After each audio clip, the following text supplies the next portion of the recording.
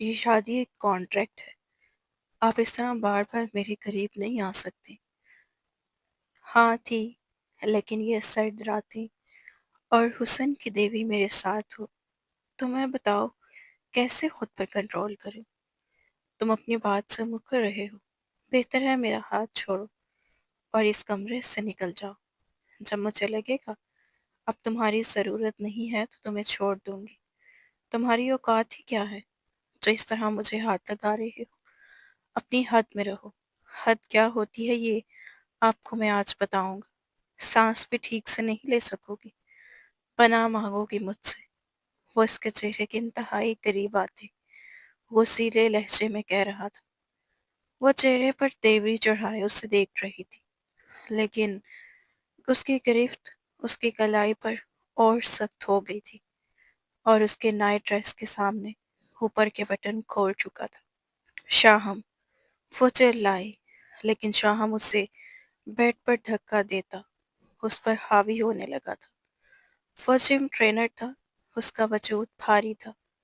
وہ نازک سی لڑکی چاہ کر بھی اسے خود سے دور نہیں کر سکتی تھی۔ وہ سرد راتوں کے تقاضے اس ڈاکٹر سے پورے کرنے لگا تھا، لیکن اچانک، ڈاکٹر میرف، آپ ٹھیک تو ہیں؟ آج آپ کی سانس کچھ زیادہ ہی بے ترتیب لگ رہی ہے۔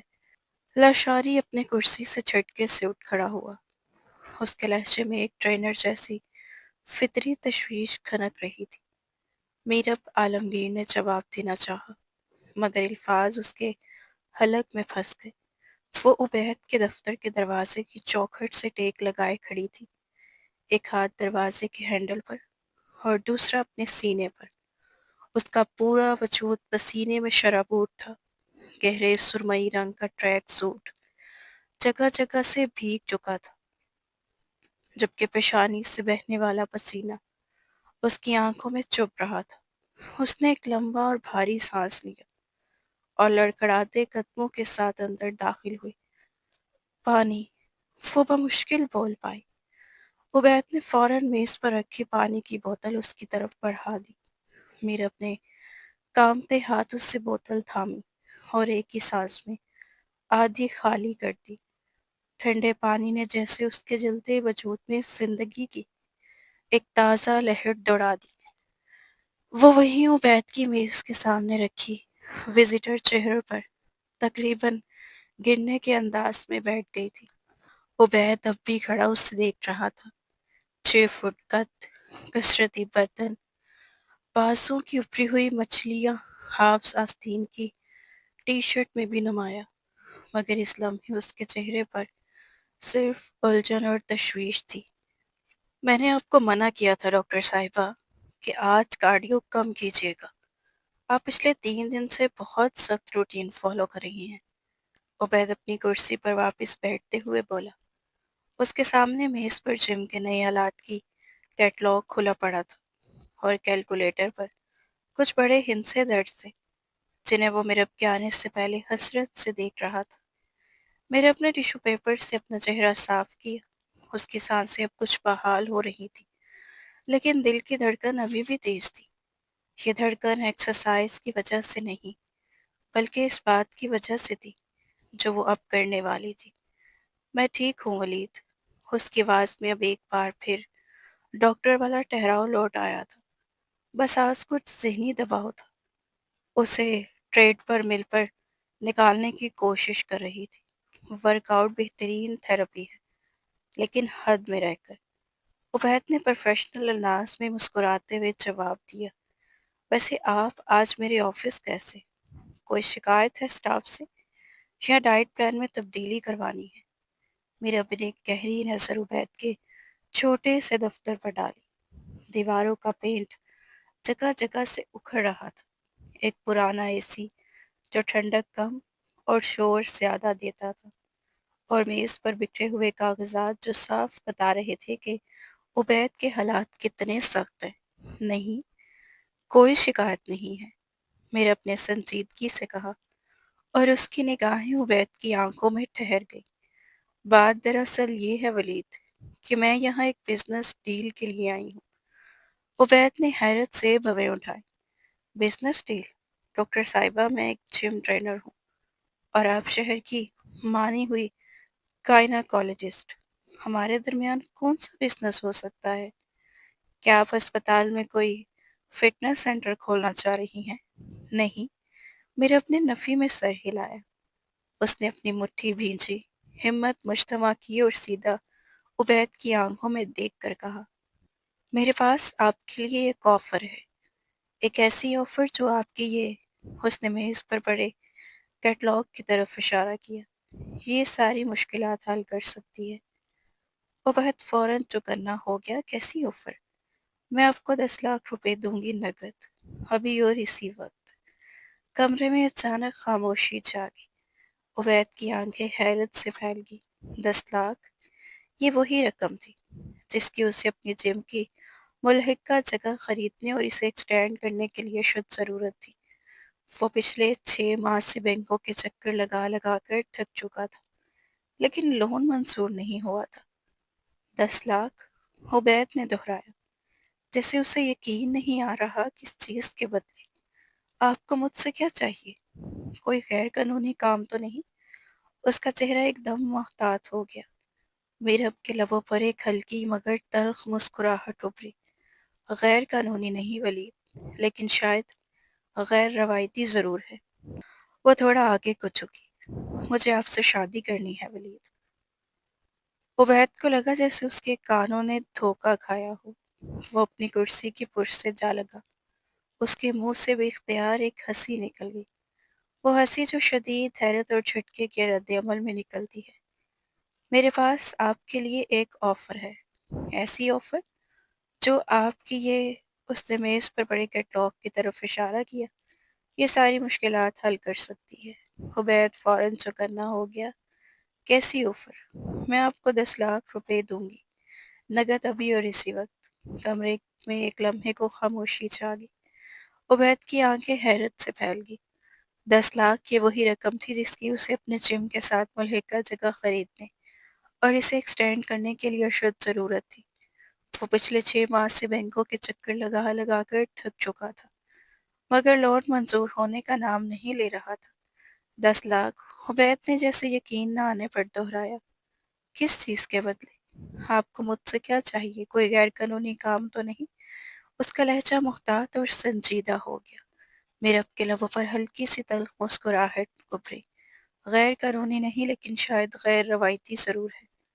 وہ ہلکی سے خم کھاتے ہوئے آگے جھکی، مجھے آپ سے شادی کرنی ہے ولید۔ عبید کو لگا جیسے اس کے حواس نے دھوکہ کھایا ہو۔ وہ اپنی کرسی کی پشت سے ٹیک لگا گیا۔ اس کے منہ سے بے اختیار ایک ہلکی سی ہنسی نکل گئی، وہی ہنسی جو شدید حیرت اور جھٹکے کے رد عمل میں نکلتی ہے۔ کیا کہا آپ نے؟ عبید نے آنکھیں سکیڑ کر اسے دیکھا۔ شادی؟ ڈاکٹر میرب، آپ شاید ابھی تک ورک آؤٹ کے اثر میں ہیں۔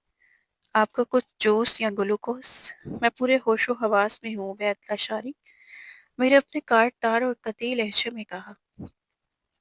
اس کی آواز میں ایسی سختی تھی کہ عبید کے لفظ گل گلے میں ہی اٹک گئے اور وہ خاموش ہو گیا۔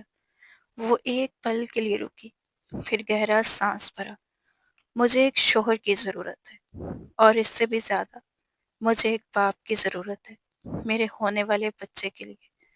عبید کے چہرے پر جیسے کسی نے پتھر گرایا ہو، اس کے تاثرات سخت ہو گئے۔ اس نے میز پر دونوں ہاتھ رکھ دیے، انگلیاں تن گئی تھیں۔ دیکھیے میڈم، آپ میری کلائنٹ ہیں اور میں آپ کی عزت کرتا ہوں، لیکن آپ اس قسم کی بےہودہ باتیں کر رہی ہیں۔ میں کوئی بکاؤ مال نہیں ہوں کہ آپ 10 لاکھ پھینکیں گی اور میں شادی کر لوں گا۔ وہ غصے سے کھڑا ہو گیا۔ میرا خیال ہے آپ کو اب جانا چاہیے۔ لیکن میرا وہ اپنی جگہ سے بالکل نہیں ہلی، جیسے وہ جانتی ہو کہ یہ رد عمل ضروری تھا، جیسے وہ پہلے سے ہی تیار بیٹھی ہو۔ بیٹھ جاؤ ولید۔ اس کے لہجے میں ڈاکٹر والی سنجیدگی نہیں تھی، وہ خالص حکم تھا، اور پوری بات سنے بغیر فیصلہ مت کرو۔ جذبات سے پیٹ نہیں بھرتا، اور نہ ہی جم کا سامان خالی غصے سے خریدا جاتا ہے۔ یہ آخری جملہ تیر کی طرح لگا۔ عبید چند لمحے ساکت رہا۔ اس کے جبڑے بھینچ رہے تھے، غصہ کم نہیں ہوا تھا، لیکن جم اکوپمنٹ کا لفظ اسے تھام گیا تھا۔ وہ جانتا تھا کہ یہی اس کی کمزور جگہ تھی اور اسی پر وار کیا گیا تھا۔ وہ کھڑا ہی رہا، مگر اس کے کندھوں کا زور کچھ کم ہوا۔ 10 لاکھ روپے! میرے اپنے ایک ایک لفظ ناپ کر کہا۔ یہ شادی ایک صرف معاہدہ ہوگی، ایک کانٹریکٹ، کاغذ کا ایک ٹکڑا، بس۔ عبید نے سخت آواز میں پوچھا، کیسا کانٹریکٹ؟ میرے اپنے کرسی کی پشت سے ٹیک لگائی اور ٹھنڈے لہجے میں بولی، ایسا کانٹریکٹ جس میں نہ محبت کی شرط ہوگی، نہ شادی شدہ زندگی کا کوئی دکھاوا۔ تم صرف ایک نام دو گے اور میں وہ سب کچھ دوں گی جس کی تمہیں ضرورت ہے۔ میرے بچے کو تمہارا نام چاہیے اور تمہارے خواب کو سرمایہ۔ ہر لفظ میز پر بوجھ بن کر گرا تھا۔ ہم نے کہا کریں گے، دنیا کی نظر میں ہم میاں بیوی ہوں گے، تم میرے گھر شفٹ ہو جاؤ گے، لیکن ہماری یہ شادی صرف ایک خاص مدت کے لیے ہوگی۔ میرے اپنی یہ بات کہتے ہوئے لمحہ بھر نظریں جھکا کر اپنے ناخنوں کو دیکھنے لگی، جیسے وہ ذہن میں سب کچھ پہلے ہی سینچ چکی ہو۔ پھر اس نے دوبارہ نظر اٹھائی اور سیدھا عبید کو دیکھا۔ جب تک کہ میرا بچہ پیدا نہیں ہو جاتا۔ عبید کو لگا جیسے فرش ہل گیا ہو۔ بابا بچہ، آپ کا مطلب ہے آپ؟ ہاں، میرے اپنے سپاٹ اور بے تاثر لہجے میں جواب دیا، جیسے یہ کوئی عام بات ہو۔ ہم میاں بیوی کی طرح رہیں گے تاکہ میں ماں بن سکوں، اور جس دن میرا بچہ اس دنیا میں آئے گا، یا جس دن مجھے یقین ہو گیا کہ میں امید سے ہوں اور اب مجھے تمہاری ضرورت نہیں، ہم الگ ہو جائیں گے۔ وہ مزید بالکل صاف الفاظ میں بولی، میں تمہیں طلاق کے لیے نہیں کہوں گی، تم مجھے طلاق دو گے، بدلے میں 10 لاکھ ابھی اور 5 لاکھ بچہ پیدا ہونے کے بعد۔ عبید کے اندر جیسے سب کچھ رک گیا، وہ اسے دیکھتا رہ گیا۔ نہ سمجھ آیا کہ ہنسے، غصہ کرے، یا اس پوری بات کو مذاق سمجھے۔ یہ لڑکی جو شہر کے سب سے بڑے اسپتال میں کنسلٹنٹ ڈاکٹر تھی، جو خوبصورت تھی، پڑھی لکھی تھی، بااعتماد تھی، جو امیر تھی، باوقار تھی، وہ اسے کام سے جم ٹرینر کو ایسی آفر کر رہی تھی۔ وہ حیرت سے ہونٹ بھینچ کر بولا، نہیں۔ بس سوچتا رہا، دماغ سوالوں سے بھر گیا۔ کہو آخر کیوں؟ یہ سب کس لیے؟ اس کے پاس سب کچھ ہے تو ایک شوہر اور بچے کے لیے یہ کیسا راستہ؟ کیا اس کے پاس کوئی اور آپشن نہیں؟ کیا وہ کسی رشتے پر یقین نہیں رکھتی، یا پھر کیا وہ ٹوٹی ہوئی ہے؟ میرے اب نے اس سے دیکھا اور جیسے عبید کے دل میں جلتا مکالمہ سن لیا ہو، دھیرے سے بولی، تم سوچ رہے ہو میں یہ سب کیوں کر رہی ہوں؟ میرے پاس سب کچھ ہے، مگر یقین کرو ولید، ہر عورت کے پاس سب کچھ ہونے کے باوجود دو, دو چیزوں کی کمی رہ جاتی ہے، سہارا اور وارث۔ میں وہ دونوں خرید رہی ہوں۔ کمرے کی ہوا میں ایک عجیب ٹھہراؤ پھیل گیا، اور عبید کے پاس جواب نہیں تھا۔ کیوں؟ عبید کے منہ سے بے اختیار نکلا، آخر کیوں؟ اب تو کسی سے بھی شادی کر سکتی ہیں، کسی ڈاکٹر سے، کسی بزنس مین سے، مجھ سے کیوں؟ اور یہ شرطیں کیوں؟ وہ میرا ذاتی مسئلہ ہے۔ میرے اپنے بات کاٹتے ہوئے سخت لہجے میں بولا، اس ڈیل میں کیوں کا جواب شامل نہیں ہے، تمہیں صرف ہاں یا نہ میں جواب دینا ہوگا۔ تمہیں پیسوں کی ضرورت ہے، مجھے ایک عارضی شوہر اور بچے کے لیے باپ کی۔ ہم دونوں کی ضرورتیں ایک دوسرے سے پوری ہو رہی ہیں، یہ ایک صاف ستھرا سودا ہے۔ عبید کی نظریں میرب کے مضبوط اور بے لچک چہرے سے پھسل کر واپس میز پر پڑے کیٹلاگ پر اٹک گئی۔ جدید treadmills, important weight sets, شیشے کی دیواریں، ایک مکمل جدید فٹنس سینٹر، اس کا خواب۔ اس کا باپ ساری زندگی ایک چھوٹے سے اکھاڑے کا پہلوان رہا تھا۔ عبید چاہتا تھا کہ باپ کے پسینے والے خواب کو ایک برانڈ بنا دے، اپنی محنت سے، اپنی پہچان سے۔ 10 لاکھ اس خواب کی پہلی بنیاد تھی، پہلی اینٹ تھی، لیکن قیمت اپنی غیرت، اپنا نام، اپنا وجود۔ اور اگر میں انکار کر دوں؟ عبید نے دھیمی اور بھاری آواز میں پوچھا۔ میرے اپنے پرس اٹھایا اور کھڑی ہوگی، تو میں کسی اور کے پاس چلی جاؤں گی؟ شہر میں بہت سے ٹرینر ہیں ولید، اور بہت سے ضرورت مند بھی۔ وہ ایک لمحے کو روکے، پھر سرد لہجے میں مزید کہا، لیکن میں نے تمہیں چنا کیونکہ تم مجھے معقول انسان لگتے تھے۔ فیصلہ تمہارا ہے۔ وہ مڑی اور دروازے کی طرف بڑھی۔ عبید کے ذہن میں جنگ شروع ہو چکی تھی۔ ایک طرف کوئی انجانی دلدل تھی، دوسری طرف اس کے خوابوں کی اڑان۔ اور اس کے کندھوں پر اس کے باپ کی میراث۔ رکو۔ دروازے تک پہنچتے ہوئے میرب کے ہاتھ کا ہلکا سا جھٹکا رک گیا۔ ہینڈل پر انگلیاں جمی رہ گئیں۔ اس کے لبوں پر نہ دکھائی دینے والی ایک بے حد ہلکی سی مسکراہٹ ابھری اور فوراً غائب ہو گئی۔ وہ مڑی۔ عبید گہرا سانس لے رہا تھا، جیسے فیصلہ اس کے حلق میں پھنس گیا ہو۔ کیا اس میں وہ ہچکچایا؟ کیا اس میں کوئی قانونی پیچیدگی تو نہیں ہوگی؟ مطلب کل کو آپ مجھ پر کوئی کیس، کوئی الزام، میں ایک وکیل سے باقاعدہ ایگریمنٹ تیار کرواؤں گی۔ میرے اپنے اعتماد اور ٹھہراؤ سے کہا، یہ سب خفیہ رہے گا۔ تمہاری ساکھ پر کوئی حرف نہیں آئے گا، نہ ابھی نہ بعد میں۔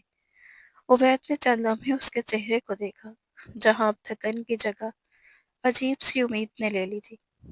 ایک ایسی امید جو ساری سختیوں کے پیچھے چھپی ہوئی تھی۔ پھر عبید بولا، 15 لاکھ۔ میرا اب ذرا سا چونکی، صرف ایک پل کو، جیسے وہ اس جواب کی توقع نہیں کر رہی تھی۔ پھر اس کی آنکھوں میں عجیب سا چمک تیر گئی تھی، ایک مکمل عورت کی آنکھوں میں جو اپنی ضرورت کے لیے ہر قیمت ادا کر سکتی ہو۔ 10 لاکھ ابھی ایڈوانس میں، اور 5 لاکھ کام ختم ہونے کے بعد، ٹوٹل 15 لاکھ۔ عبید کی آواز اب صاف، جھجک اور مضبوط تھی۔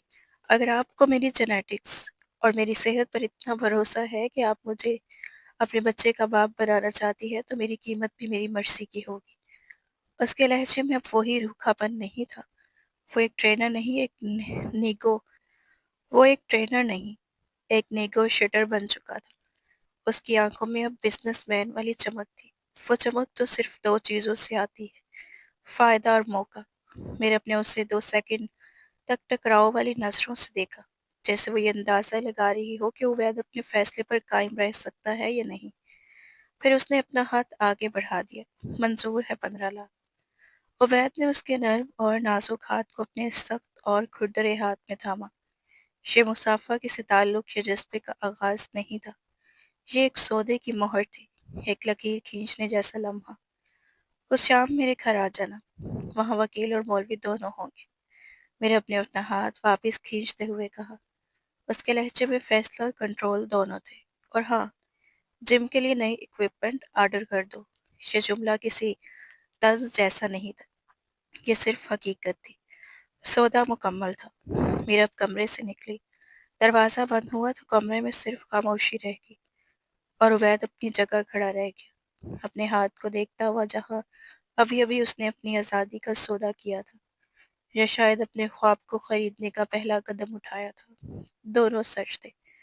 گاڑی کی ڈرائیونگ سیٹ پر بیٹھی میرب کا ذہن اب عبید کے ساتھ ہونے والے معاہدے سے ہٹ کر ماضی کسی دھندلی اور زہریلی یادوں میں بھٹک رہا تھا۔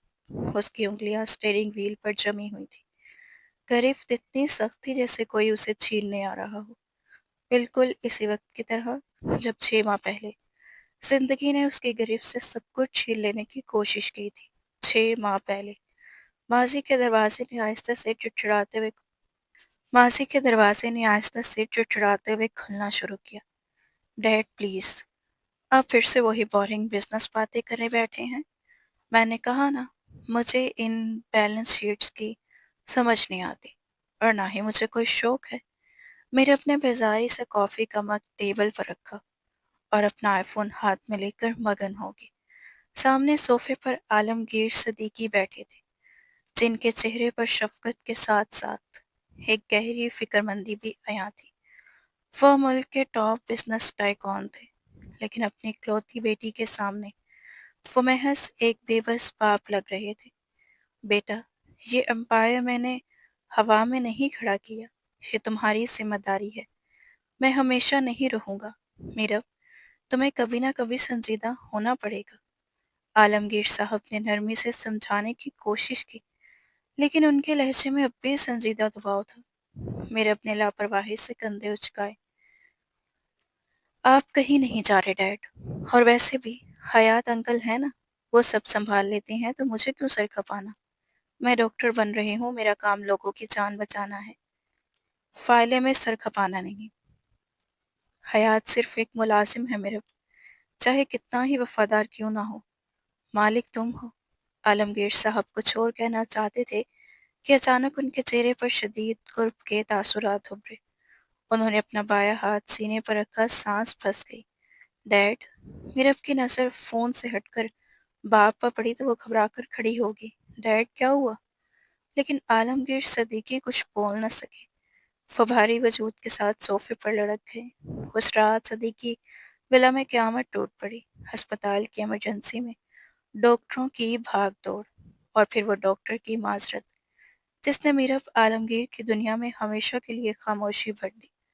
عالمگیر صدیقی کا انتقال صرف ایک باپ کا جانا نہیں تھا، بلکہ میرب کے سر سے وہ چھت ہٹ جانے کے مترادف تھا جس کے سائے میں وہ اپنی منمانیاں اور آزادی کے لمحے گزارتی رہی تھی۔ اب میرب کے لیے ہر قدم، ہر فیصلہ، ہر سانس ایک نئی دنیا میں قدم رکھنے کے مترادف تھا۔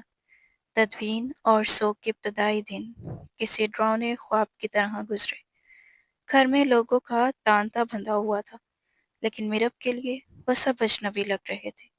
اس کی ماں صوفیہ عالمگیر، جو ہمیشہ خود کو ایک مضبوط اور بے خوف خاتون ظاہر کرتی تھی، شوہر کی موت نے اندر سے توڑ کر رکھ دیا تھا۔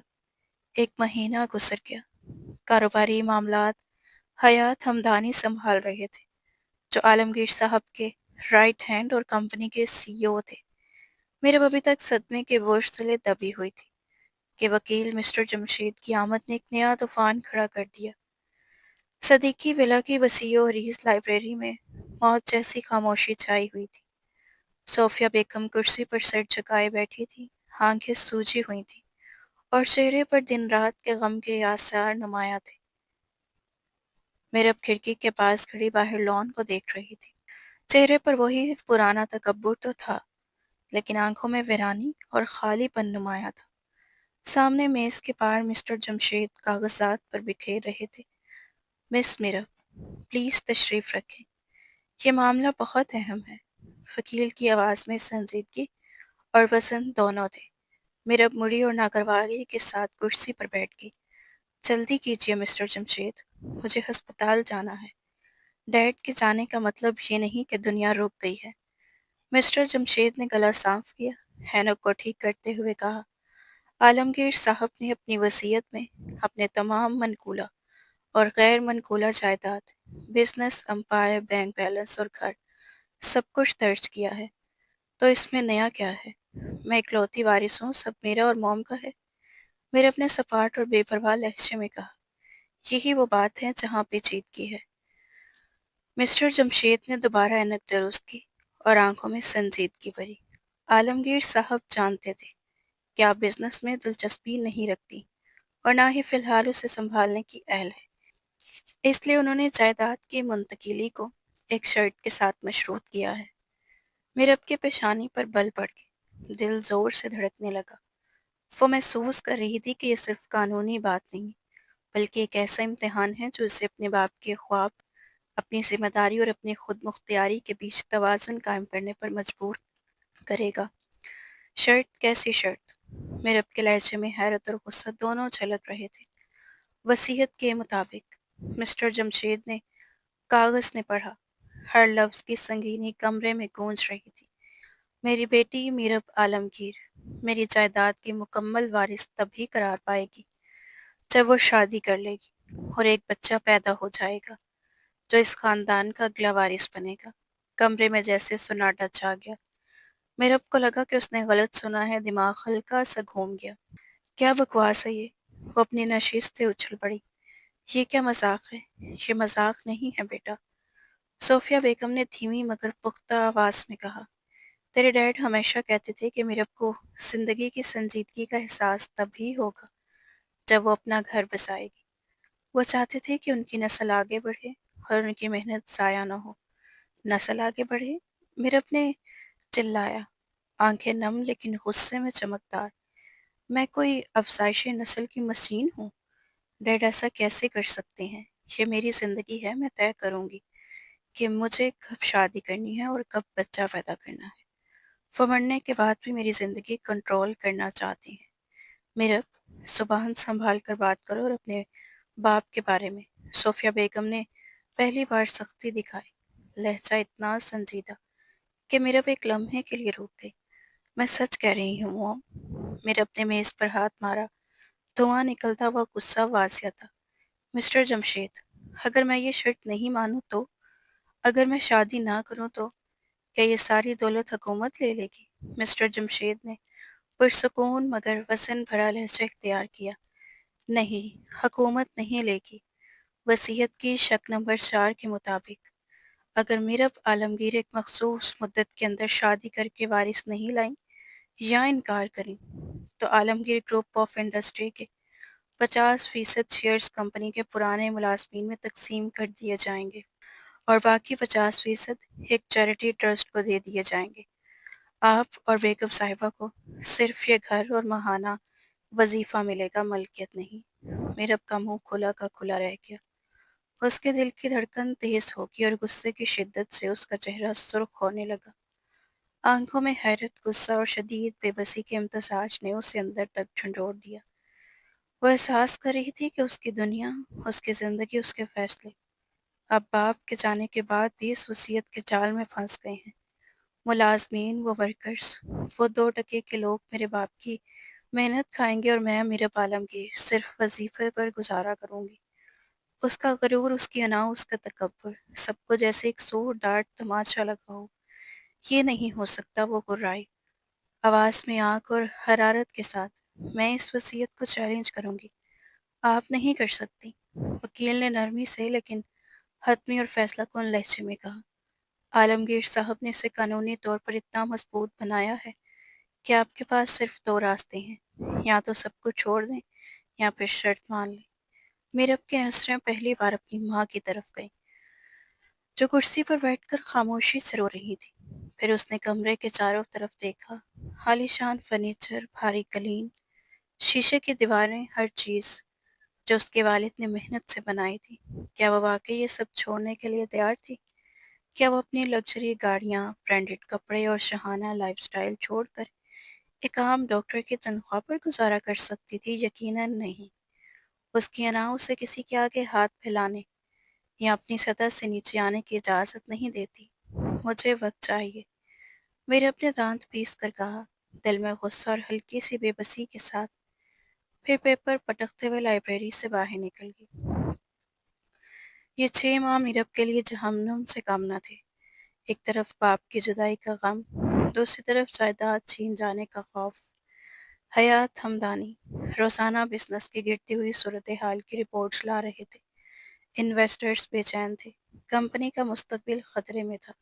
सोफिया बेगम की तबीयत दिन ब दिन खराब होती गई। मेरे अपने हर जाविये से मसला सोचा। उसने जाली शादी का भी सोचा, लेकिन वसीयत में बच्चे की शर्त ने उसके हाथ बांध दिए थे। उसे कोई वारिस लाता ही था। रातों को जागती वो अपने दिमाग में हर मुमकिन प्लान बनाती। उसका गरूर उसे किसी अमीर या हमपल्ला शख्स के साथ शादी करने से रोकता था, क्योंकि वो जानती थी कि कोई भी शख्स उसकी जायदाद पर कब्जा करने की कोशिश करेगा। उसे कोई ऐसा चाहिए था जो उसके काबू में आ सके, जिसे वो खरीद सके, इस्तेमाल करे और बाद में छोड़ सके। और फिर एक दिन जिम में ट्रेड मिल पर दौड़ते हुए उसकी नज़र उबैद लाशारी पर पड़ी। एक मेहनती, ज़रूरतमंद, लेकिन ख़ानदानी तौर पर सीधा लड़का। ऐसा शख्स जिसकी कीमत वो अदा कर सकती थी और जो उसके स्टेटस के लिए ख़तरा न बने। फैसला हो चुका था।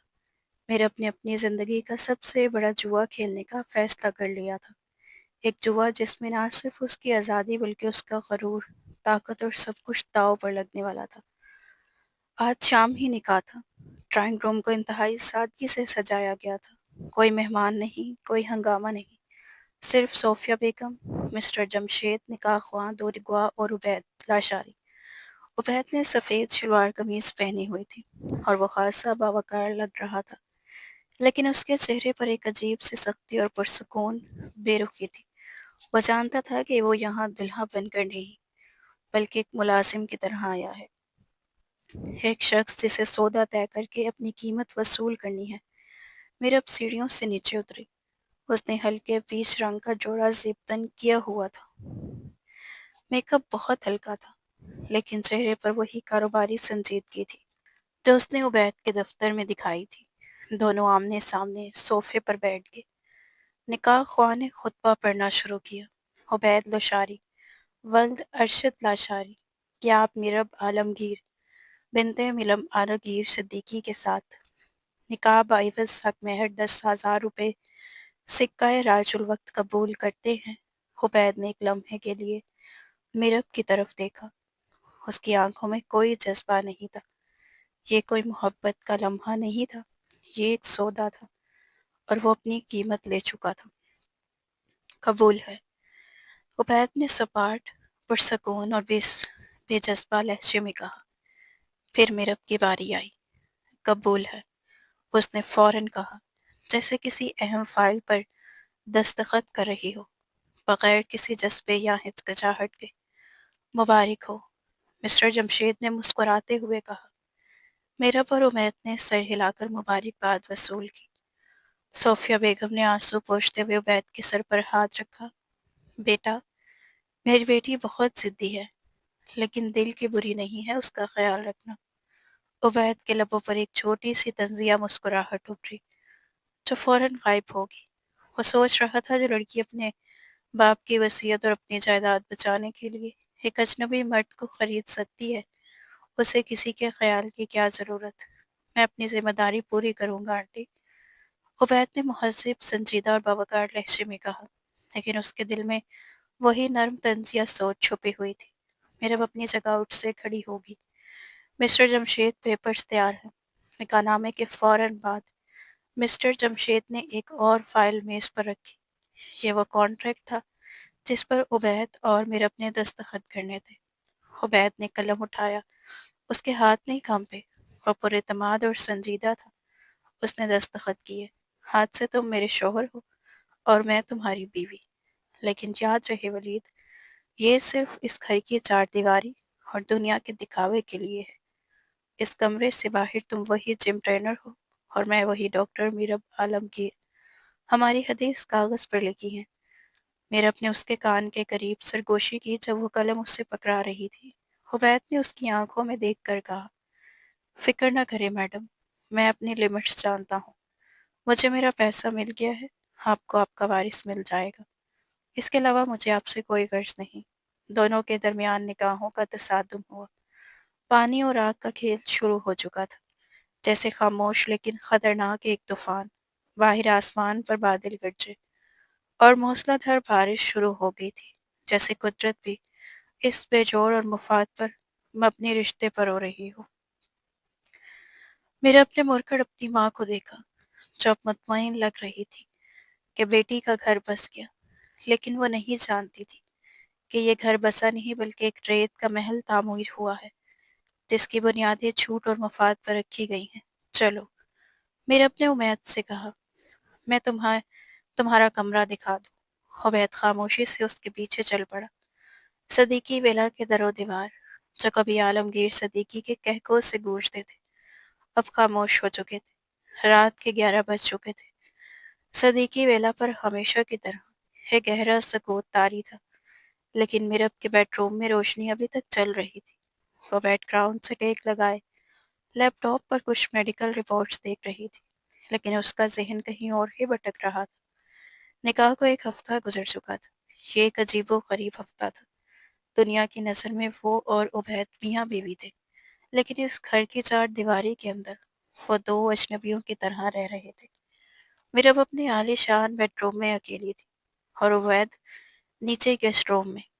ان کا سامنا صرف ناشتے یا ڈنر کی میز پر ہوتا، جہاں رسمی جملوں کے علاوہ کوئی بات نہ ہوتی۔ عبید اپنی لمٹس جانتا تھا، اور میرب اپنی انا کے خول میں بند تھی۔ اچانک دروازے پر دستک ہوئی۔ میرب چونکی، اس وقت کون ہو سکتا ہے؟ ملازم تو اوپر نہیں آتے، کون؟ اس نے سخت اور محتاط لہجے میں پوچھا۔ دل تیز دھڑک رہا تھا۔ میں ہوں ولید، باہر سے بھاری مگر دھیمی آواز آئی، جس میں ہلکی سی ہچکچاہٹ بھی تھی۔ میرب کے ماتھے پر بل پڑ گئے۔ اس نے لیپ ٹاپ سائڈ پر رکھا، دوپٹہ درست کیا اور آہستہ سے کہا، آ جاؤ۔ دروازہ کھلا اور عبید اندر داخل ہوا۔ اس نے سلیپنگ سوٹ پہنا ہوا تھا، لیکن پر اعتماد انداز میں نہیں، بلکہ کچھ ہچکچاتے ہوئے۔ یہ پہلا موقع تھا کہ وہ میرب کے پرائیویٹ روم میں قدم رکھ رہا تھا۔ کمرہ میرب کی شخصیت کی طرح نفیس، مہنگا لیکن سرد اور محتاط تھا۔ خیریت؟ میرب نے سوالیہ نظروں سے اٹھا کر دیکھا۔ اس وقت یہاں کیسے؟ کوئی ایمرجنسی ہے؟ عبید دروازے کے پاس رک گیا۔ اس نے گہرا سانس لیا، جیسے دل کے کسی بھاری بات کو باہر نکالنے کی ہمت کر رہا ہو۔ میں آنا نہیں چاہتا تھا لیکن آنٹی، میرا مطلب ہے آپ کی امی نے بھیجا ہے۔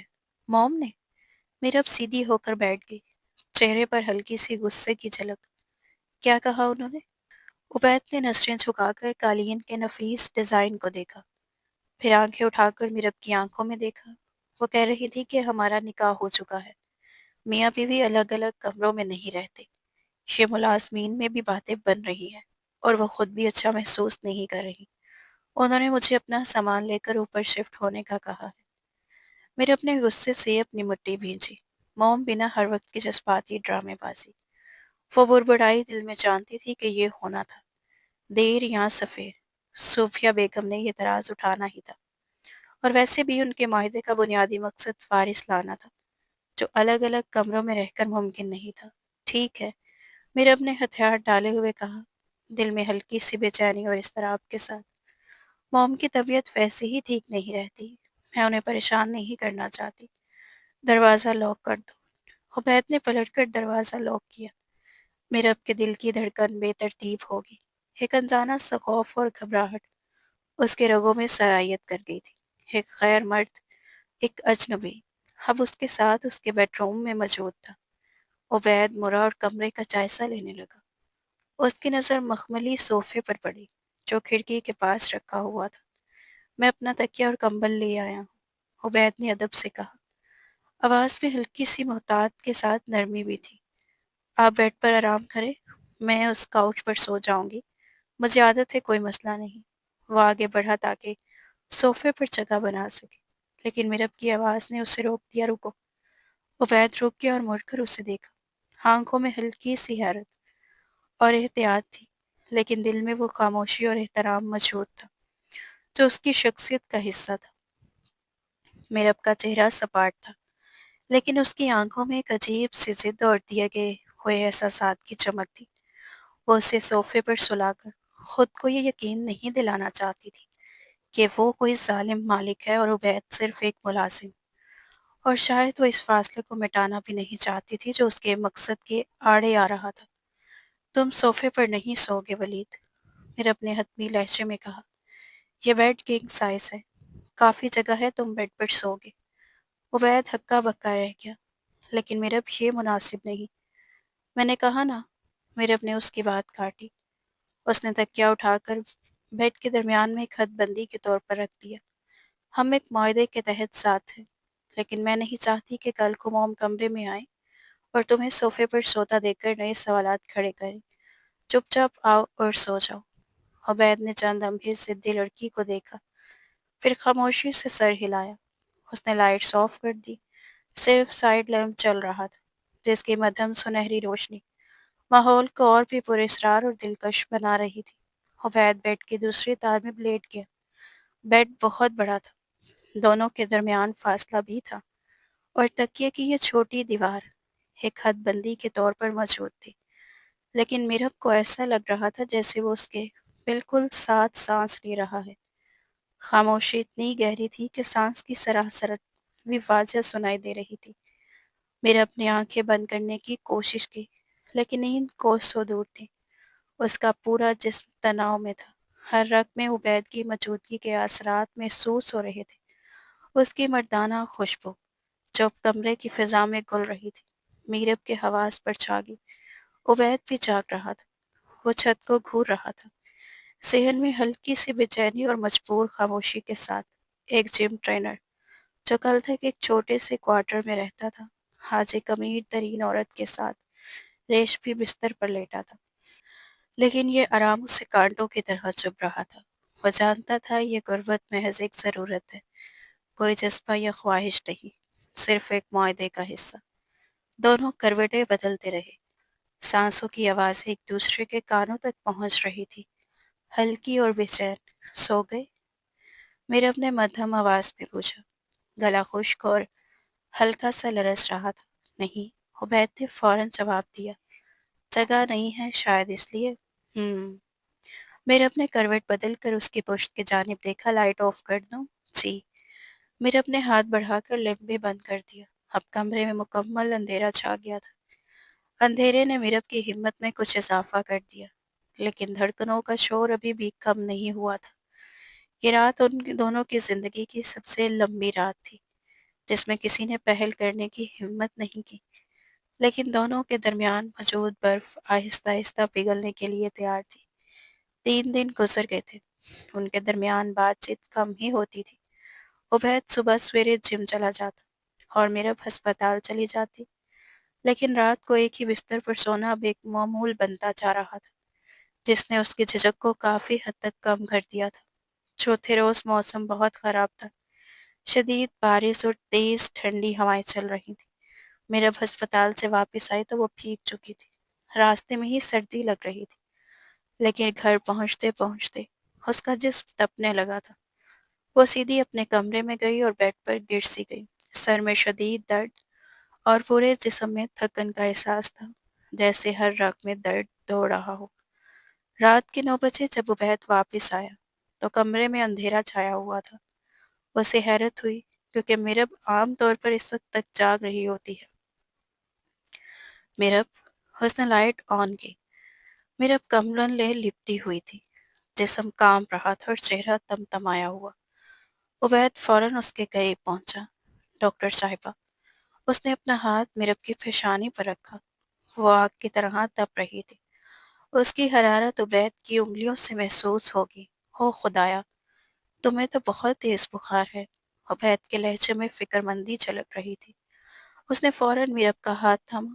میرب آنکھیں کھولو۔ میرب نے بمشکل پلکیں اٹھائیں۔ اس کی آنکھیں بخار کی شدت سے سرخ اور تھکی ہوئی لگ رہی تھی۔ ٹھنڈ، بہت ٹھنڈ لگ رہی ہے ولید، وہ ہکلائی۔ عبید نے ایک لمحہ ضائع کیے بغیر الماری سے ایک اور موٹا کمبل نکالا اور اسے اس کے اوپر ڈال دیا۔ پھر وہ باتھ روم سے ٹھنڈے پانی کا پیالہ اور تولیہ لے آیا۔ میں ڈاکٹر کو فون کرتا ہوں، عبید نے فکر مند لہجے میں کہا۔ نہیں۔ میرے اپنے کمزور آواز میں اس کا ہاتھ پکڑ لیا۔ اس کے ہاتھ بہت گرم تھے۔ بس بخار ہے، بارش میں بھیگ گئی تھی، میڈیسن لے لی ہے، بس تم یہی رہو۔ اس لمحے میرب کا سارا غرور ساڑی کر ختم ہو چکی تھی۔ وہ صرف ایک بیمار لڑکی تھی، جیسے سہارے کی ضرورت تھی۔ عبید وہی بیڈ کے کنارے بیٹھ گیا۔ اس نے تولیہ بھگو کر میرب کی پیشانی پر رکھا۔ ٹھنڈی پٹی کا احساس میرب کو سکون دے گیا۔ عبید پوری رات اس کی تیمارداری کرتا رہا، کبھی پٹی بدلنا، کبھی اس کے ہاتھ پاؤں دبانا تاکہ درد کم ہو۔ رات کے پچھلے پہر جب بخار کی شدت کچھ کم ہوئی، میرب نے آنکھیں کھولی۔ عبید ابھی بھی اس کے سرہانے بیٹھا تھا۔ اس کی آنکھوں میں تھکن اور نیند تھی، لیکن چہرے پر فکر مندی صاف نظر آ رہی تھی۔ تم سوئے نہیں؟ میرب نے سرگوشی کی۔ تمہاری ایسی حالت تھی کہ نیند نہیں آئی، عبید نے نرمی سے کہا اور اس کے چہرے سے بالوں کی ایک لٹ پیچھے کی۔ یہ لمس، یہ چھو لینا غیر ارادی تھا، لیکن اس لمحے دونوں کے دل میں کرنٹ دوڑ گیا۔ میرے اپنے امید کے ہاتھ کو اپنے گال پر محسوس کیا۔ جم کے سخت مشقتوں کی وجہ سے اس کا ہاتھ گھٹ رہا تھا، لیکن میرب کے لیے وہ اب دنیا کا سب سے نرم تکیہ محسوس ہوا۔ ولید، میرب کی آواز بدل رہی تھی۔ بخار کی تپش کے ساتھ ساتھ اب جذبات کی تپش بھی شامل ہو رہی تھی۔ وہ معاہدہ، وہ 10 لاکھ، وہ جائیداد، سب کچھ دھندلا سا گیا تھا۔ سامنے صرف ایک مرد تھا جس نے اس کی پرواہ کی تھی، اور یہی لمحہ اسے سب سے زیادہ قریب محسوس کروا رہا تھا۔ میں ٹھیک ہوں اب، میرب نے کہا، مگر اس نے عبید کا ہاتھ چھوڑا نہیں۔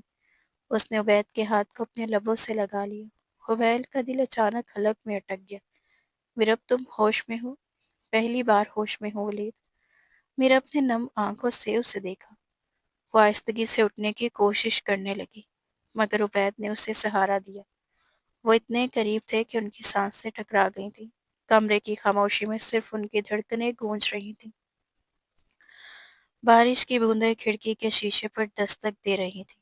عبید نے جھک کر میرب کی آنکھوں میں دیکھا۔ وہاں سرد مہری نہیں، بلکہ ایک مدھم سی دعوت، ایک کمزور لمحے کی پکار تھی۔ تمہیں آرام کی ضرورت ہے، عبید نے کہنا چاہا، لیکن الفاظ اس کے گلے میں اٹک گئے۔ میرب نے اپنا سر عبید کے سینے پر رکھ دیا۔ مجھے آرام ہی تو مل رہا ہے۔ عبید کا سب ٹوٹنے لگا۔ اس نے اپنے بازو میرب کے گرد لپیٹ لیے۔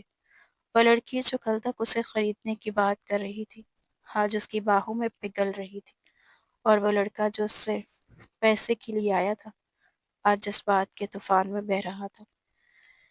باہر بادل زور سے گرجا اور کمرے کی لائٹ بند ہو گئی، مگر اندھیرا اب ان کے لیے اجنبی نہیں تھا۔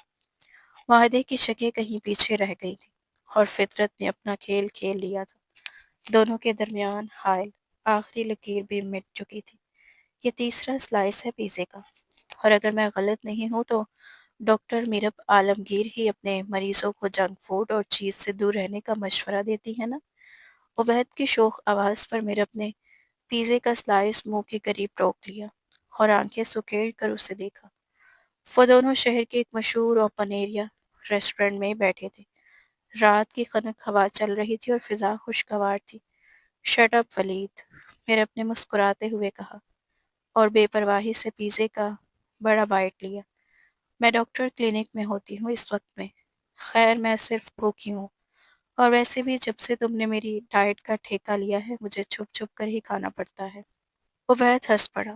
اس کی ہنسی میں اب وہ جھجک نہیں تھی جو چند ہفتے پہلے تک تھی۔ اس بارش والی رات نے دونوں کے درمیان موجود برف کی دیوار کو پگھلا دیا تھا۔ وہ رات محض ایک حادثہ نہیں بنی تھی، بلکہ ایک ایسا پل بن گئی تھی جس نے دو اجنبی کناروں کو ملا دیا تھا۔ ویسے یہ سوٹ آپ پر بہت جچ رہا ہے، عبید نے سنجیدگی سے اس کی طرف دیکھتے ہوئے کہا۔ نیلا رنگ آپ کی شخصیت کے ٹھہراؤ کو مزید گہرا کر دیتا ہے۔ میرب کے گالوں پر ہلکی سی سرخی دوڑ گئی۔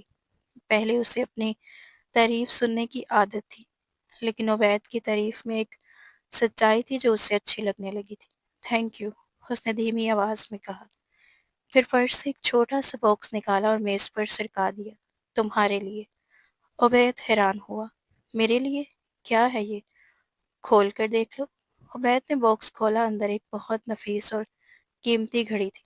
پھر اب یہ تو بہت مہنگی لگ رہی ہے۔ رولیکس؟ میں یہ کیسے لے سکتا ہوں؟ عبید نے ہچکچاتے ہوئے باکس واپس کرنا چاہا۔ میرب نے اپنا ہاتھ اس کے ہاتھ پر رکھ کر اسے روکا۔ اب اسے عبید کو چھونے میں کوئی آر محسوس نہیں ہوتی تھی۔ یہ تحفہ ہے ولید، اور تحفے کی کوئی قیمت نہیں ہوتی، میرب نے نرمی سے کہا، اور شوہر کو تحفہ دینے کے لیے کسی خاص موقع کی ضرورت نہیں ہوتی۔ پہن کر دیکھو۔ عبید نے گھڑی کلائی پر باندھی۔ وہ واقعی بہت شاندار تھی۔ اس نے میرب کی آنکھوں میں دیکھا، جہاں اب وہ ایک پرانا غرور نہیں بلکہ ایک اپنائیت دے رہی تھی۔ پچھلے کچھ دنوں سے ان کی زندگی یکسر بدل گئی تھی۔ وہ اکثر شام کو لانگ ڈرائیو پر نکل جاتے، کبھی آئس کریم کھاتے اور کبھی بس یوں ہی خاموش سے ایک ساتھ وقت گزارتے۔ عبید نے مرہم کو وہ چھوٹی چھوٹی خوشیاں دکھائیں جو وہ اپنے لیے بڑی گاڑیوں اور برانڈڈ زندگی میں نظر انداز کر چکی تھی۔ سڑک کنارے بٹا ہوا کھانا، بارش میں چھتری کے بغیر چلنا، مرہم کو زندگی کا ایک نیا رخ نظر آ رہا تھا جو اسے بہت اچھا لگ رہا تھا۔ چند دن بعد صبح کا وقت تھا۔ مرہم تیار ہو کر اسپتال جانے کے لیے نیچے اتر رہی تھی کہ اچانک اسے چکر آیا۔ سیڑھیوں کے درمیان اسے ریلنگ پکڑ کر رکنا پڑا۔ آنکھوں کے سامنے اندھیرا سا چھا گیا۔ مرہم، ولید جو لاؤنج میں اخبار پڑھ رہا تھا، بجلی کی طرح لپکا اور سیڑھیوں پر چڑھ کر اسے گرنے سے پہلے تھام لیا۔ کیا ہوا؟ طبیعت ٹھیک ہے؟ اس کی آواز میں گھبراہٹ تھی۔ مرہم نے اپنا سر اس کے کندھے پر ٹکا دیا۔ پتہ نہیں، بس چکر آ گیا، اور اسے جملہ مکمل کرنے کا موقع نہیں ملا۔ متلی کی شدید کیفیت نے اسے گھیر لیا۔ وہ فوراً منہ پر ہاتھ رکھ کر واش روم کی طرف بھاگی۔ عبید پریشانی کے عالم میں اس کے پیچھے گیا۔ جب میرا باہر نکلی تو اس کا رنگ زرد پڑ گیا تھا اور وہ نڈال لگ رہی تھی۔ ہم ابھی ہسپتال جا رہے ہیں، عبید نے فیصلہ کن انداز میں کہا۔ میں ڈرائیور کو گاڑی نکالنے کا کہتا ہوں۔ نہیں ولید، بس فوڈ پوائزنگ ہو گئی ہے، میں ٹھیک ہوں، میرا اپنے اعتراض کرنا چاہا۔ ایک لفظ نہیں۔ عبید نے اسے بازو میں اٹھا لیا۔ تم ڈاکٹر ہوگی اسپتال میں، لیکن اس وقت تم صرف میری بیوی ہو اور تمہاری طبیعت ٹھیک نہیں ہے۔ میرے اپنے مزاحمت نہیں کی۔ عبید کی یہ فکر اور یہ اختیار اسے اندر تک سرشار کر گیا۔ وہ خاموشی سے اس کے سینے سے لگ گئی۔ ہسپتال کے ویٹنگ روم میں عبید بے چینی سے ٹہل رہا تھا۔ میرا بندر ڈاکٹر شاہدہ کے پاس تھی۔ जो सीनियर गायनाकोलॉजिस्ट थी। आधा घंटा गुजर चुका था और उबैद को हर गुजरता लम्हा सदी लग रहा था। क्या उससे कोई बीमारी तो नहीं? क्या वो ज़्यादा काम की वजह से बीमार पड़ गई? तरह तरह के वसवसे उसे घेर रहे थे। दरवाज़ा खुला और नर्स ने आवाज़ दी, मिस्टर वलीद, आप अंदर आ जाए। उबैद तेज़ी से अंदर दाखिल हुआ। मेरव कुर्सी पर बैठी थी। उसके चेहरे पर एक अजीब सा तासुर था, खुशी, हैरत और खौफ का मिला जुला तासुर। बैठे मिस्टर वलीद, डॉक्टर शाहिदा ने मुस्कुराते हुए कहा। घबराने की कोई बात नहीं है, बल्कि ये तो मिठाई खिलाने का मौका है। उबैद सवालिया नजरों से कभी डॉक्टर को और कभी मीरब को देखने लगा। मतलब सब ठीक तो है ना? मीरब ने धीरे से सर उठाया और नम आंखों से उबैद को देखा। वलीद, तुम बाप बनने वाले हो। कमरे में जैसे वक्त थम गया। उबैद को लगा उसने गलत सुना है। क्या वो हकलाया? मैं? हम? जी हाँ, डॉक्टर शाहिदा ने तस्दीक की। मीरब की रिपोर्ट पॉजिटिव है। She is pregnant. माशाल्लाह। लेकिन उनका बीपी थोड़ा लो है, इसलिए चक्कर आ रही हैं। बहुत ख्याल रखना होगा, ये उनके इब्तदाई दिन हैं। उबैद के चेहरे पर धीरे धीरे मुस्कुराहट फैली और फिर वो खिलखिलाकर हंस दिया। एक बेसाख्ता खुशी ने उसे घेर लिया। वो भूल गया कि वो कहाँ खड़ा है, आगे बढ़ा और मीरब का माथा चूम लिया। Thank you Meerab, thank you so much. Meerab मुस्कुरा दी, लेकिन उसकी मुस्कुराहट में एक हल्की कसक छुपी थी। उसने अपना हाथ उबैद के हाथ में दे दिया। खुशी तो बहुत ज़्यादा थी। ये उसके मरहूम बाप की ख्वाहिश थी, उसकी जायदाद की वरासत की शर्त थी। लेकिन इस लम्हे उसके दिमाग के किसी कोने में खतरे की घंटी बजी। मुआहदे के मुताबिक बच्चा पैदा होने के बाद उबैद को जाना था। क्या वो वाकई चला जाएगा? क्या ये खुशी उनकी जुदाई का परवाना था? घर वापसी पर उबैद की खुशी दीदनी थी। वो गाड़ी बहुत एहतियात से चला रहा था, जैसे कांच का सामान ले जा रहा हो। अब तुम जिम नहीं जाओगी, मतलब जाओगी लेकिन एक्सरसाइज नहीं करोगी, और अस्पताल से छुट्टियां ले लो। और सीढ़ियां तो बिल्कुल नहीं चढ़नी। मैं तुम्हारा कमरा नीचे शिफ्ट कर रहा हूँ। वैद मुसलसल हदायत दे रहा था। मीरव खामोशी से उसे देख रही थी।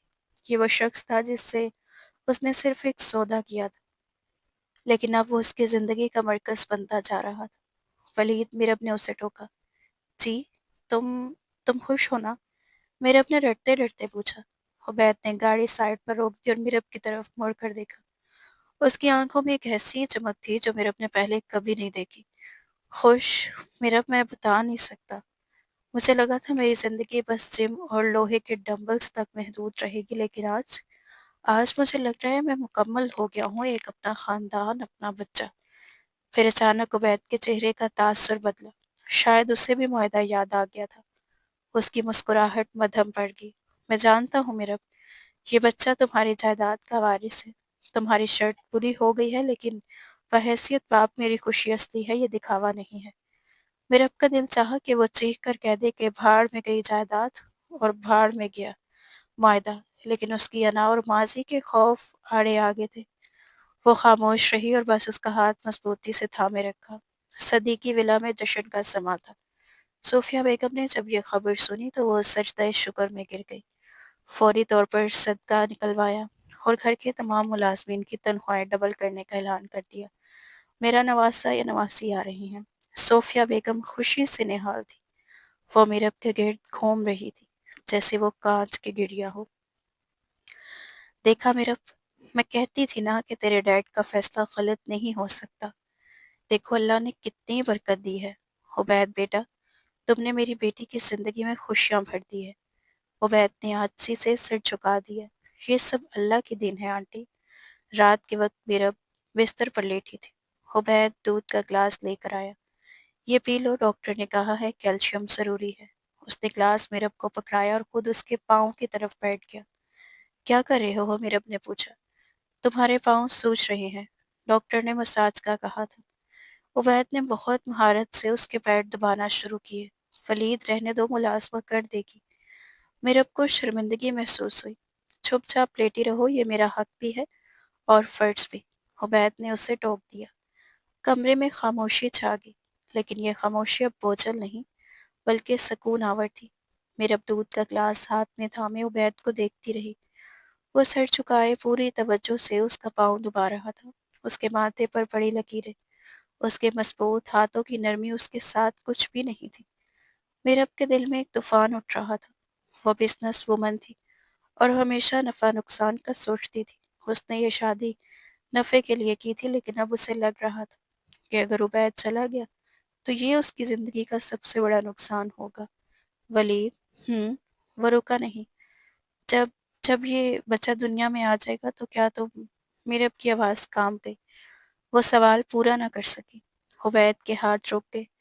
اس نے سر اٹھایا اور میرب کی آنکھوں میں جھانکا۔ ہاں، اسے خوف نظر آیا۔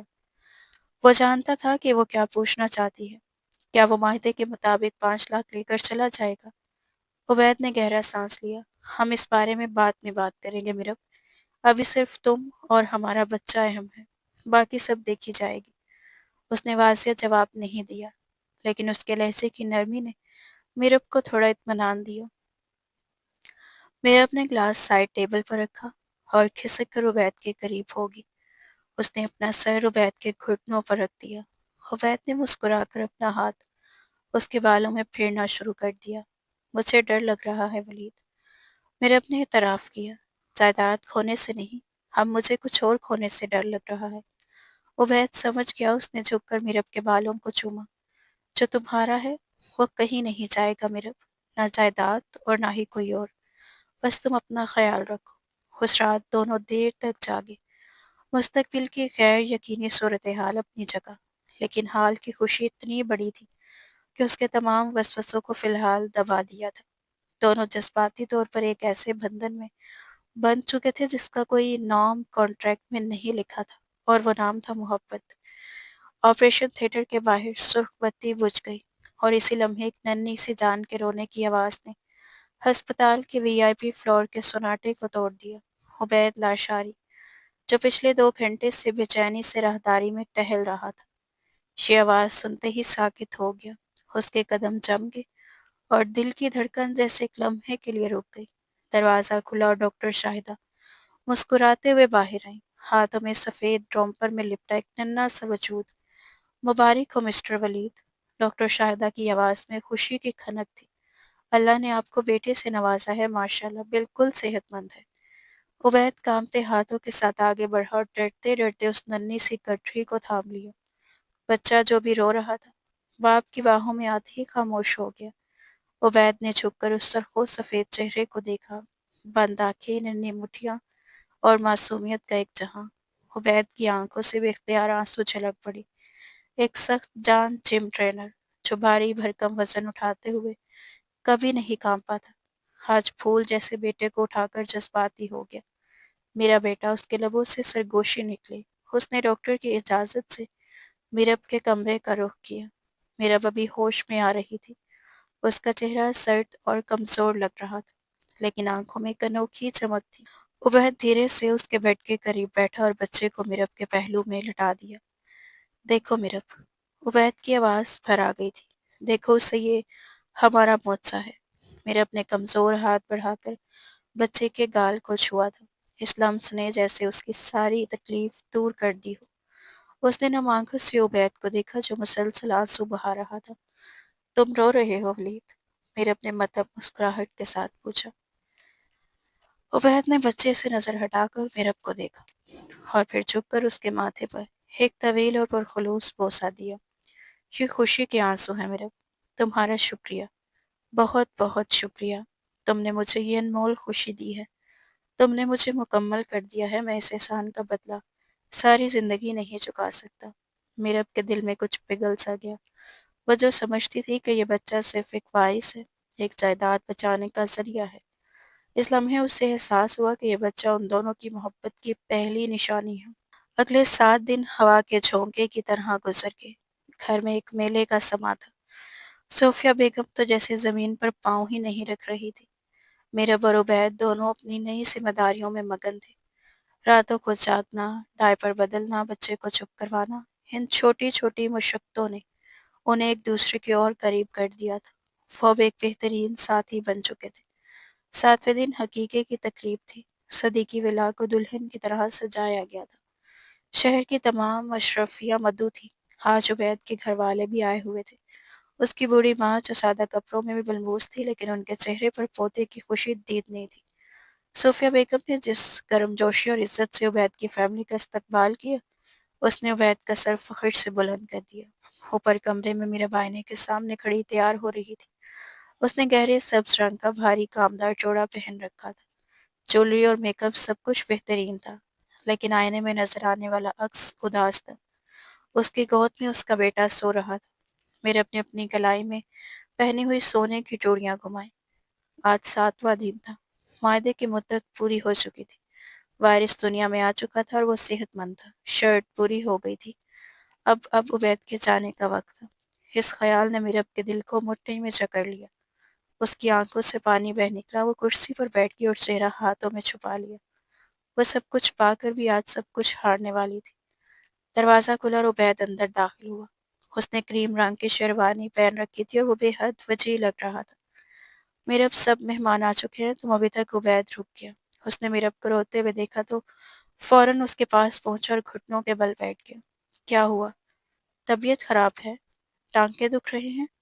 عبید کے لہجے میں بے پناہ تشویش تھی۔ میرے اب نے نفی میں سر ہلایا اور ٹشو سے چہرہ صاف کرنے کی ناکام کوشش کی۔ نہیں ولید، میں ٹھیک ہوں۔ تو پھر رو کیوں رہی ہو؟ آج تو خوشی کا دن ہے، ہمارے بیٹے کا نام رکھا جانا ہے۔ دیکھو وہ کتنا سکون سے سو رہا ہے۔ عبید نے مسکرا کر جھولے کی طرف دیکھا۔ میرے اپنے عبید کی آنکھوں میں دیکھا۔ ان آنکھوں میں اب وہ اجنبیت نہیں تھی، صرف اپنائیت تھی۔ خوشی کا دن؟ میرے اب کی آواز ٹوٹی۔ کیسی خوشی ولید؟ اس بات کی خوشی کہ شرط پوری ہو گئی، یا اس بات کی کہ اب ہمارے الگ ہونے کا وقت آ گیا ہے؟ عبید کی مسکراہٹ سمٹ گئی۔ وہ دھیرے سے اٹھا اور کھڑکی کی طرف چلا گیا۔ باہر روشنیوں کا سیلاب تھا، لیکن کمرے میں ایک بھاری خاموشی چھا گئی۔ میں جانتی ہوں ولید، میرے اب نے سسکتے ہوئے کہا، ہمارے معاہدے کے بعد، بچہ پیدا ہونے کے بعد تمہیں جانا تھا۔ تمہیں تمہارے باقی پیسے مل جائیں گے۔ مسٹر جمشید نے شاید سے اختیار کر لیا ہو۔ عبید نے گہرا سانس لیا اور مڑ کر میرب کو دیکھا۔ اس کی آنکھوں میں بھی وہی اداسی تیر رہی تھی جو میرب کے دل میں تھی۔ ہاں معاہدہ، عبید تلخی سے مسکرایا۔ یہ وقت اتنی تیزی سے گزرا میرب، مجھے اندازہ ہی نہیں ہوا کہ ریت مٹی سے پھسل چکی ہے۔ تمہارے ساتھ رہتے ہوئے اس بچے کے آنے کے بعد میں تو بھول ہی گیا تھا کہ میں یہاں کرائے کا شوہر بن کر آیا تھا۔ اس نے ایک قدم میرب کی طرف بڑھایا۔ میں نے اپنا بیگ پیک کر لیا ہے، تقریب کے فوراً بعد میں چلا جاؤں گا، تم فکر مت کرو۔ بچے سے ملنے میں کبھی کبھار آ جاؤں گا اگر تمہیں اجازت ہو تو۔ عبید کی بات نے میرب کے ضبط کے بندھن توڑ دیے۔ نہیں، میرب اپنی جگہ سے اٹھی اور تیزی سے عبید کے پاس آئی۔ اس نے بے اختیار عبید کا ہاتھ تھام لیا۔ اس کی گرفت مضبوط تھی، جیسے وہ اسے جانے نہیں دے گی۔ تم کہیں نہیں جاؤ گے ولید، کہیں نہیں۔ میرب رو پڑی۔ بھول جاؤ اس منحوس معاہدے کو، پھاڑ دو اس کاغذ کے ٹکڑے کو، مجھے نہیں چاہیے ایسی آزادی جس میں تم نہ ہو۔ عبید حیرت اور بے یقینی سے اسے دیکھ رہا تھا۔ میرب تم جانتی ہو تم کیا کہہ رہی ہو؟ تمہاری جائیداد، تمہارا اسٹیٹس، بھاڑ میں کیا اسٹیٹس؟ میرب نے چیخ کر کہا، پھر اس کی آواز نرم پڑ گئی۔ وہ عبید کے سینے سے لگ گئی۔ مجھے اب کسی چیز کی پرواہ نہیں ہے، یہ جائیداد، یہ دولت، یہ سب بے معنی ہے اگر تم اور میرا بچہ میرے ساتھ نہ ہو۔ میں نے یہ سودا جائیداد بچانے کے لیے کیا تھا، لیکن مجھے نہیں پتا تھا کہ بدلے میں اپنا دل ہار بیٹھوں گی۔ اس نے سر اٹھا کر عبید کی آنکھوں میں دیکھا۔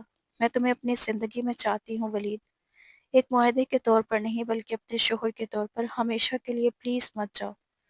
عبید کی آنکھیں چمک اٹھی۔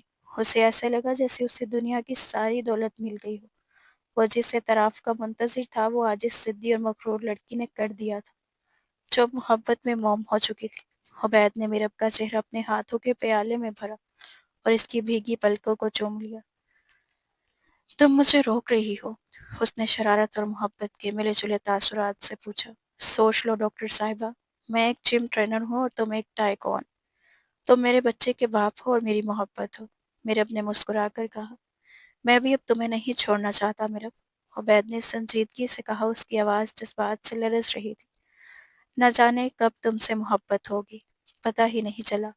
شاید اس دن جب تم بارش میں بھیگ کر آئی تھی اور میں نے تمہارا خیال رکھا تھا، یا شاید تب جب تم نے مجھے وہ گھڑی تحفے میں دی تھی۔ میں تو کب کا یہ معاہدہ اپنے دل میں توڑ چکا تھا، میں بس تمہارے کہنے کا انتظار کر رہا تھا۔ میرا پھنس پڑی آنسوں کے درمیان اس کی ہنسی کوسے قزا جیسی لگ رہی تھی۔ I love you Walid, I love you too Mrs Ubaid Lashari. Ubaid نے اسے اپنی باہوں میں بھر لیا۔ دونوں کے دلوں کا بوجھ اتر چکا تھا۔ اب ان کے درمیان کوئی کاغذ کا ٹکڑا، کوئی شرط، کوئی مجبوری نہیں، صرف محبت تھی، خالص اور سچی محبت۔ اچانک چولہے سے بچے کے رونے کی آواز آئی۔ دونوں چونک کر الگ ہوئے اور پھر ایک ساتھ ہنس پڑے۔ لگتا ہے صاحبزادے کی ہماری رومانٹک باتیں پسند نہیں آئیں۔ عبید نے ہنستے ہوئے بچے کو گود میں اٹھایا۔ چلو سب انتظار کر رہے ہیں، میرب نے اپنا دوپٹہ سنبھالا۔ ایک منٹ، عبید نے اسے روکا اور میرب کا ہاتھ اپنے بازو میں لے لیا۔ آج ہم نیچے ایک میاں بیوی کی طرح جائیں گے، پارٹنر کی طرح نہیں۔ تیار ہو؟ ہمیشہ کے لیے، میرب نے پورے اعتماد کے ساتھ جواب دیا۔ سیڑھیوں سے اترتے ہوئے میرب نے عبید کے مضبوط بازو کا سہارا لیا ہوا تھا۔ حال میں قدم رکھتے ہی مہمانوں کا ہجوم، روشنی اور تالیاں سب ایک ساتھ میرب کی نگاہوں کے سامنے تھے، لیکن اس کے لیے سب سے بڑی روشنی وہ شخص تھا جو اس کے ساتھ کھڑا، اور ننھی جان جو اس کی گود میں تھی۔ عالمگیر صدیقی کی وصیت نے اسے مجبور کیا تھا، لیکن قدرت نے اس مجبوری کو اس کی زندگی کی سب سے خوبصورت حقیقت میں بدل دیا تھا۔ یہ سودا نہ گھاٹے کا تھا، نقصان کا، بلکہ زندگی کا سب سے بہترین سودا ثابت ہوا تھا۔ شہر کے قدیم قبرستان میں شام کے سائے گہرے ہو رہے تھے، ہوا میں خنکی تھی اور بلند درختوں کے پتوں کی سرسراہٹ خاموش ماحول میں ایک لطف ارداش پیدا کر رہی تھی۔ سفید سنگ مرمر سے بنی قبر پر تازہ گلابوں کی چادر چڑھی ہوئی تھی۔ عالمگیر صدیقی کا نام سنہری حروف میں جگمگا رہا تھا۔ میرب کرو قبر کے سہرانے زمین پر بیٹھی تھی۔ اس نے سفید شال اوڑھی ہوئی تھی اور اس کا چہرہ آنسوں سے بھیگا ہوا تھا، لیکن ان آنسوں میں وہ پرانی تلخی یا غصہ نہیں تھا، بلکہ ایک سکون اور تشکر کا احساس تھا۔ عبید کچھ فاصلے پر کھڑا تھا، اس کی گود میں ان کا چھوٹا بیٹا حیدر سکون سے سو رہا تھا۔ عبید نے میرب کو تنہائی دی تاکہ وہ اپنے باپ سے وہ باتیں کر سکے جو سالوں سے دل میں دبی ہوئی تھی۔ میرب نے لرزتے ہاتھوں سے قبر پر پھولوں کی پتیاں بکھیری۔ بابا، اس کی آواز رندی ہوئی تھی، میں آ گئی ہوں اپنے بیٹے اور اپنے شوہر کے ساتھ۔ ہوا کا ایک جھونکا آیا اور میرب کے دوپٹے کو چھو کر گزرا، جیسے کوئی غیر مری ہاتھ اس کے سر پر شفقت سے پھیرا گیا ہو۔ آپ جانتے ہیں بابا، جب میں نے آپ کی وصیت سنی تھی تو مجھے آپ پر بہت غصہ آیا تھا۔ مجھے لگا تھا کہ آپ نے مرنے کے بعد بھی میری زندگی کنٹرول کرنے کی کوشش کی ہے۔ مجھے لگا تھا کہ آپ کا مجھ پر بھروسہ نہیں ہے، میں سمجھتی تھی کہ وہ وصیت میری سزا ہے۔ میرب نے ایک گہرا سانس لیا اور پیچھے مڑ کر عبید کو دیکھا، جب محبت بھری نظروں سے اسے دیکھ رہا تھا۔ لیکن آج مجھے سمجھ آیا کہ وہ سزا نہیں تھی، وہ تو آپ کا آخری تحفہ تھا میرے لیے۔ میرب کی آنکھوں سے آنسو ٹوٹ کر گرنے لگے۔ آپ مجھے جانتے تھے بابا، آپ جانتے تھے کہ میں کتنی ضدی اور مغرور ہوں۔ آپ جانتے تھے کہ آپ کے جانے کے بعد میں دولت کے ڈھیر پر بیٹھ کر بھی تنہا رہ جاؤں گی۔ میں بزنس سنبھال لیتی اور پیسہ کما لیتی، لیکن میں کبھی گھر نہیں بسا پاتی، میں اکیلی رہ جاتی۔ وہ قبر کے وہ قبر کے تکیے پر ہاتھ پھیرنے لگی۔ آپ نے مجھے مجبور کیا کہ میں کسی کو اپنی زندگی میں شامل کروں۔ آپ نے وہ شرط اس لیے نہیں رکھی تھی کہ آپ کو وارث چاہیے تھا، بلکہ اس لیے رکھی تھی کیونکہ آپ اپنی بیٹی کو تنہا نہیں چھوڑنا چاہتے تھے۔ آپ چاہتے تھے کہ مجھے کوئی ایسا ملے جو مجھے سنبھال سکے، جو میرے غرور کے خول کو توڑ کر مجھے اصل زندگی جینا سکھا دے۔ اور دیکھے بابا، مجھے عبید مل گیا۔ اگر آپ وہ شرط نہ رکھتے تو میں کبھی عبید جیسے انسان کی طرف دیکھتی بھی نہ، اور میں اس محبت سے محروم رہ جاتی جو آج میرا کل احساسہ ہے۔ میرے اپنے آنسو پوچھے اور مسکرائے۔ آپ نے مجھے مکمل کر دیا بابا، آپ نے مجھے صرف جائیداد کا وارث نہیں بنایا، بلکہ مجھے ایک عورت، ایک بیوی اور ایک ماں بنا دیا۔ آپ کی دور اندیشی جیت گئی اور میری انا ہار گئی۔ مجھے معاف کر دیجیے گا بابا، میں آپ کو بہت دیر سے سمجھی۔ عبید آہستہ سے قدموں سے چلتا ہوا اس کے قریب آیا اور گھٹنوں کے بل اس کے پاس بیٹھ گیا۔ اس نے اپنا ہاتھ میرب کے کاندھے پر رکھا۔ میرب، انکل دیکھ رہے ہیں، وہ جانتے ہیں کہ تم خوش ہو، یہی ان کی کامیابی ہے۔ میرب نے اپنا سر عبید کے کندھے پر ٹکا دیا۔ ہاں ولید، وہ یہی ہیں، میں محسوس کر سکتی ہوں۔ عبید نے سوئے ہوئے حیدر کو میرب کی طرف کیا، اور اپنے نانا کو ان کا وارث نہیں دکھاؤ گی؟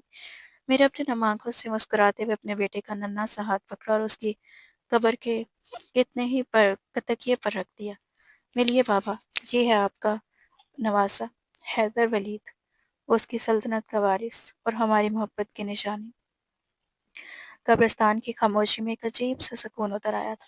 مغرب کی اذان کی پرزور آواز گونجنے لگی اور ماحول میں ایک روحانی روشنی سی چھا گئی تھی۔ عبید اور میرب نے ہاتھ اٹھا کر فاتحہ پڑھی۔ دعا کے بعد جب میرا اب اٹھی تو اس کا دل بالکل ہلکا ہو چکا تھا۔ تمام شکوے، تمام شکایتیں مٹی میں مل کر غائب ہو چکے تھے اور دل سے صرف محبت اور شکر گزاری کے پھول کھل رہے تھے۔ چلے؟ عبید نے پوچھا۔ ہاں، گھر چلتی ہے، میرے نے جواب دیا۔ دونوں گیٹ کی طرف بڑھے۔ میرے نے جاتے جاتے ایک آخری بار مڑ کر قبرستان کو دیکھا۔ اسے لگا جیسے عالمگیر صدیقی مسکرا رہے ہوں۔ اندھیرا پھیل رہا تھا، لیکن میرے اب کی زندگی میں اب صرف روشنی تھی، اجالا تھا، سکون تھا، محبت تھا۔ اس نے عبید کا ہاتھ مضبوطی سے تھام لیا اور زندگی کے سفر پر آگے بڑھ گئی تھی، جہاں اب کوئی خوف نہیں تھا، صرف محبت تھی۔